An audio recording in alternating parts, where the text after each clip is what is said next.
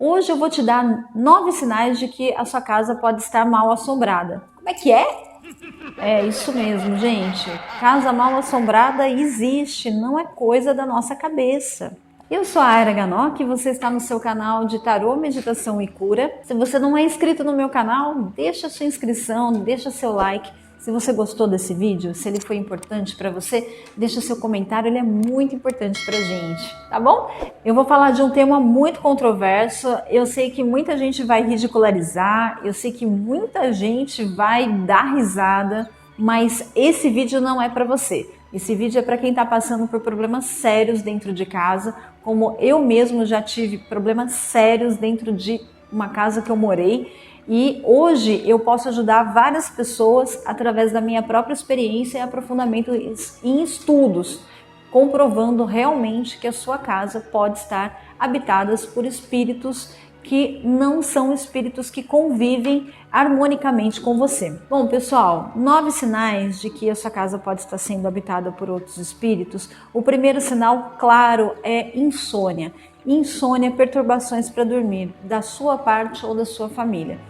Atentem-se às crianças. As crianças são muito sensíveis. Se elas não conseguem dormir no quarto, né, principalmente uma casa nova, o que eu estou dizendo? Às vezes a sua casa, você mora lá há 30 anos. Eu não estou falando dessa situação. Eu estou falando de uma situação em que você acabou de mudar para uma casa nova, ou já tem 2, 3 anos, e agora você está percebendo que aquele ambiente não está tão legal quanto era. Você começa a sentir uma sensação diferente, você está apurando as sensibilidades. E aí é que entra a questão da espiritualidade nessa situação. Você percebe que os seus filhos podem não dormir muito bem no quarto, fazem xixi na cama, tem muito medo, pesadelo. À noite você tem uma perturbação para dormir, não dorme o tanto de horas necessário, só pensa em trabalho ou pensa em algumas situações assim que estão te deixando obcecadas. Relacionamento pode não estar bom, antes era muito bom, de repente o relacionamento entre você e sua família, o relacionamento entre você e seu esposo podem estar sendo afetados. Irritabilidade, brigas bobas, brigas com frequências, tudo isso pode ter a ver com uma assombração. Outro sinal de perturbação é cheiro ruim. Você limpa a sua casa, você deixa a sua casa maravilhosa, perfeita e ainda sente um cheiro ruim. Cheiro no seu quarto, na cabeceira do seu quarto, perto do seu armário ou até mesmo nas coisas das crianças. Você vai, limpa, procura, você fala, o Joãozinho colocou aqui de novo aquela comida, abre as coisas lá, não tem nada e o cheiro não é nada agradável. Você procura se o animal fez xixi na casa, se você tem um cachorro, se tem algum presente ali e você não encontra nada. Então essa percepção de cheiros ruins também são um sinal bem severo de que há uma presença inoportuna na sua casa. À noite, quando tudo está em silêncio, quietinha, você vai assistir seu Netflix ou você está se preparando para dormir, crianças já estão dormindo, você começa a ouvir ruídos. Ruídos do lado de fora e de repente ruídos na cozinha e está tudo fechado. Ruídos no quarto não tem ninguém. Ruídos no corredor não é ninguém. Gente, ruídos, todo mundo sabe o que são ruídos e quem já ouviu ruídos do nada e a gente acaba falando assim, não é nada, é o gambá, é o rato lá de fora, é o gato do vizinho. Na maioria das vezes, o melhor é viver assim mesmo. Mas quando você está apurando se a sua casa está com um problema de assombração, ruídos é um indício, principalmente se for toda noite, principalmente na hora que você vai sentar, na hora que você está em paz, principalmente na hora de você começar a fazer uma oração. Você que está entrando já no lado mais espiritualizado, você que já está fazendo as suas orações antes de dormir nessa casa, você pode perceber que aumenta um pouco mais o ruído exterior, só para te tirar da situação de oração e ir procurar. E quando você chega lá, não tem nada. Isso não é coisa da sua cabeça, tá bom? Bom, tem uma outra situação também que é muito difícil de lidar e ela aflora quando você está no meio dessa turbulência. Depressões severas. Quando a pessoa ela estava bem, de repente ela começa a se entristecer, de repente ela começa a se sentir mal. Além das brigas, um do casal, né, ou você, ou o seu marido, ou alguém da sua família que mora nessa casa, adquire uma certa depressão. Se ela não tinha vícios ou se ela já tinha parado de certos vícios, ela resgata vícios antigos. Parou de fumar, voltou a fumar. Parou de beber, voltou a beber. Parou de cometer certas atitudes que antes fazia, agora voltou a fazer. Aquele lado que já tinha sido deixado para trás começa a ser resgatado. Perceba, tristeza, ansiedade, depressão, retorno de vícios do passado. Tudo isso num prazo aí de 2, 3 anos que você está morando na sua casa. Isso também é um sinal, em conjunto com todos, que a sua casa pode estar enfrentando certos problemas de assombração. Você percebe que antes de mudar para essa casa, todo mundo era saudável, todo mundo era feliz, ninguém se machucava. Se machucava, curava facinho, você passava um mertiolate, você limpava, estava tudo bem.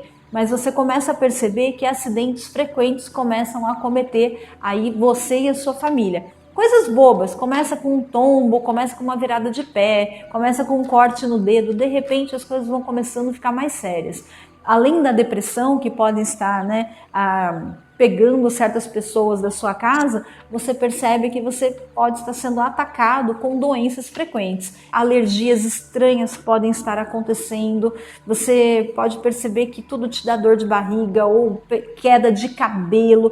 De repente, do nada, você era uma pessoa perfeita. De repente, ou você, um membro da sua família, começa a ficar doente sucessivamente. No meu caso, exatamente nessa sequência, quando chegou aí, o que aconteceu? Meu marido foi internado, tudo no mesmo ano. Meu marido foi internado com H1N1. Meses depois, a minha filha foi internada por pneumonia e 2 meses depois ela foi internada por uma infecção no dedo, que ela cortou o dedo, teve um acidente, um trauma no dedo, ela nem quebrou o dedo. Doeu e tudo, mas era para ser uma coisa boba. Ela foi internada por uma infecção severa, quase perdeu o dedo. A minha filha só tinha 4 anos na época. Nesse mesmo ano, fui internada também. Olha, gente, eu sou dentista. Eu fui internada com uma infecção odontológica que não era curada por nenhum tipo de antibiótico. Passei por vários dentistas e fiquei internada 1 semana porque eu tive uma resistência, bacteriana. Eu adquiri aquela superbactéria. Bom, mas podia ser uma coincidência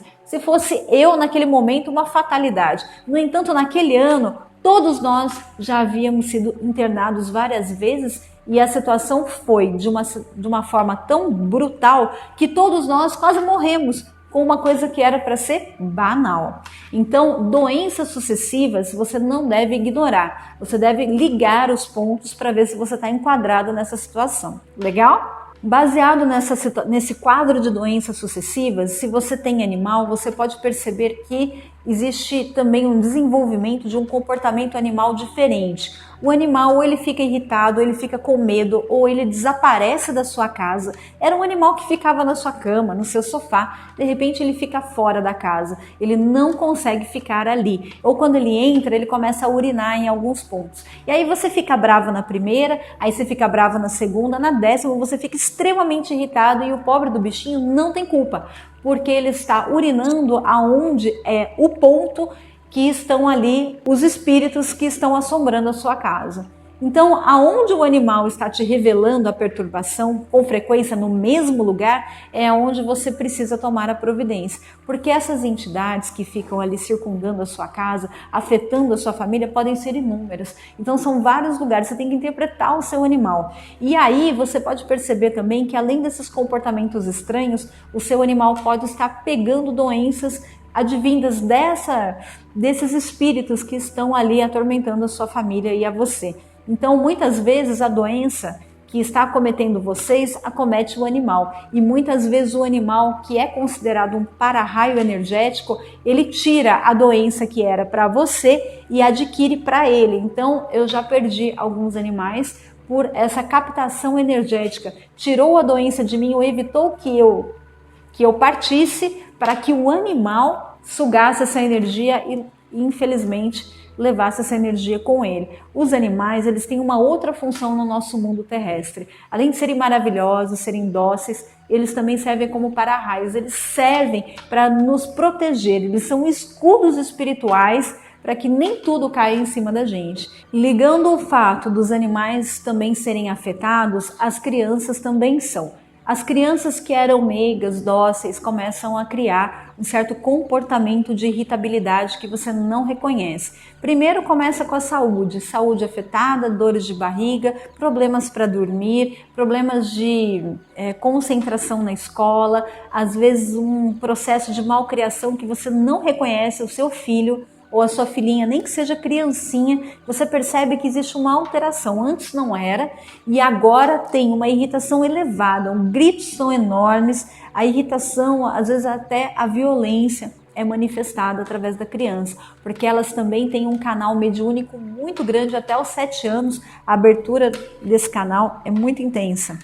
Então a criança, ela manifesta para você aquilo que ela está sentindo, ela é a tela plana da qual você consegue entender o que está acontecendo na sua casa através dos animais e a própria criança. Então, quando você percebe que está brigando muito com seus filhos, eles estão mal comportados, existe uma irritação, tudo isso associada com tudo que eu falei acima, você também pode perceber que existe uma conexão severa com a espiritualidade ruim e os seus filhos. Então a minha filha, ela só tinha 3 anos quando ela desenvolveu uma irritação absurda. Ela era violenta, agressiva, ela gritava até ir para o hospital por desenvolver uma faringite.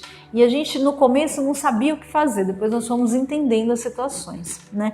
E ela também relatava aos 3 anos de idade, quando começou a desenvolver a fala com dificuldade, que ela tinha um amigo invisível. E aí esse é um outro sinal. Quando a criança ela fala do amigo invisível, nem toda criança que fala de amigo invisível é verdade, tá, gente? Você precisa estar dentro desse panorama de todos os tópicos para saber. Mas ela não falava que era um amigo invisível, ela falava que era um amigo da parede. Então ela conversava no quarto dela com o amigo da parede. E aí o amigo da parede estava lá no quarto, o amigo da parede estava na sala, ele estava na cozinha.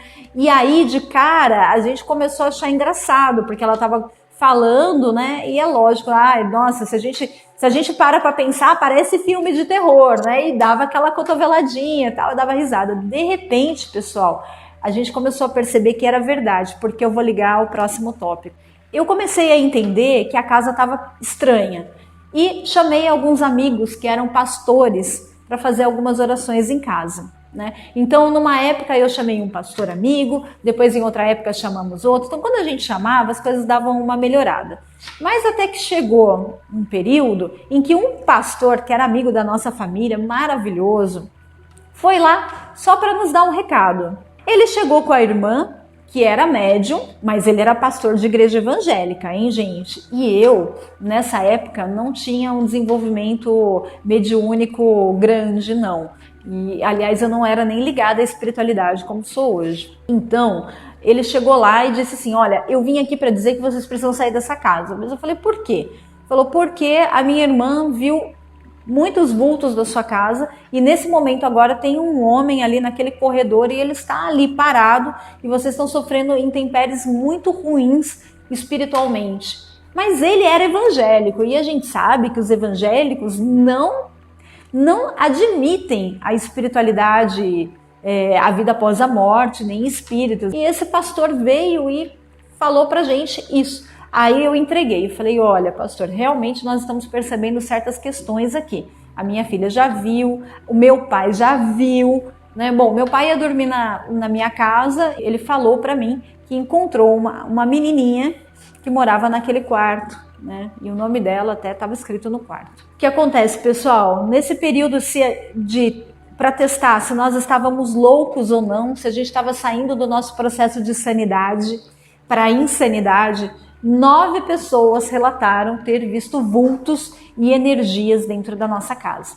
Nós chegamos a 9 relatos. E aí 10 comigo, 11 com o Matheus, e aí seguimos a nossa vida com mais de inúmeros relatos. O que havia acontecido naquela casa, que nós negávamos desde o começo, era que alguns entes da mesma família, né, antes de nós nos mudarmos, haviam desencarnado num acidente muito grave de automóvel, envolvendo crianças e envolvendo a família.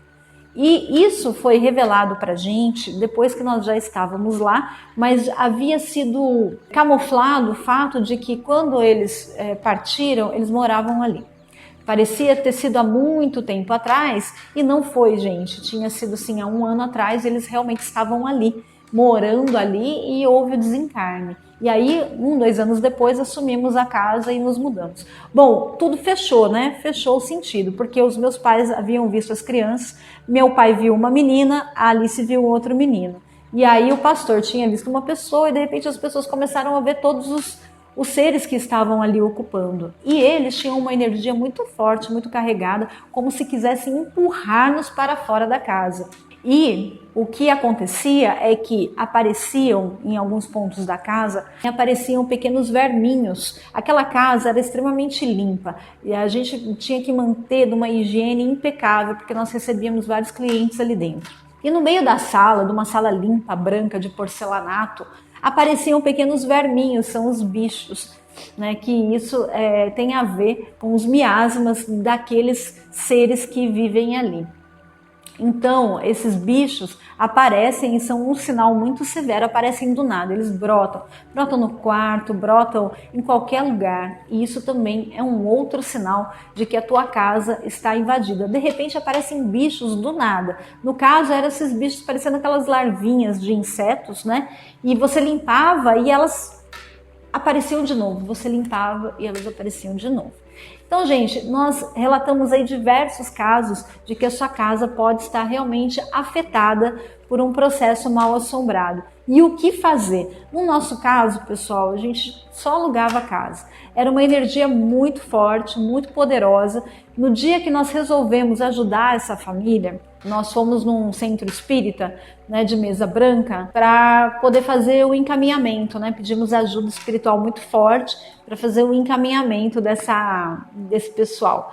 E aí, no outro dia, nós sofremos um acidente muito feio com a nossa filha. E aí foi quase que ela morreu pela segunda vez. Bom, aí foi a gota d'água na nossa vida. Nós pedimos a Deus para nos conduzir para um outro lugar que fosse longe disso e deixar aqueles indivíduos que estavam lá, né, merecendo a luz maior e alguém que fosse capaz de lidar com aquela situação. Naquele caso, nós realmente saímos da casa e nunca mais passamos por essa situação na nossa vida. Depois disso, o que aconteceu? Nós nos mudamos para esta casa maravilhosa e aí a espiritualidade da nossa família começou a aflorar. Então a gente percebeu que por tudo que passamos, nada na verdade foi terrível o suficiente para a gente amaldiçoar. Pelo contrário, foi um despertar espiritual. Então a gente entendeu que tudo aquilo era uma experiência que precisávamos passar para saber que ela existia, para a gente poder agora começar a desenvolver o poder mediúnico, além de nos ajudar a ajudar aos outros. Então a gente até hoje ora por aquela situação e espera que aquilo realmente se resolva, né? Que elas consigam o encaminhamento, né, das almas para conseguir a felicidade espiritual. Porque a nossa, nós conseguimos através de muita oração e também nós fomos desviados. E hoje a gente trabalha puramente com a espiritualidade, com a mediunidade e hoje existe uma proteção muito grande espiritual, tá bom? Eu espero que esse relato tenha ajudado vocês a entender essas questões. É realmente um vídeo assombroso, né? E deixa aí o seu comentário e também a sua experiência, se você já teve alguma experiência dessa, tá bom? Um grande beijo, até a próxima!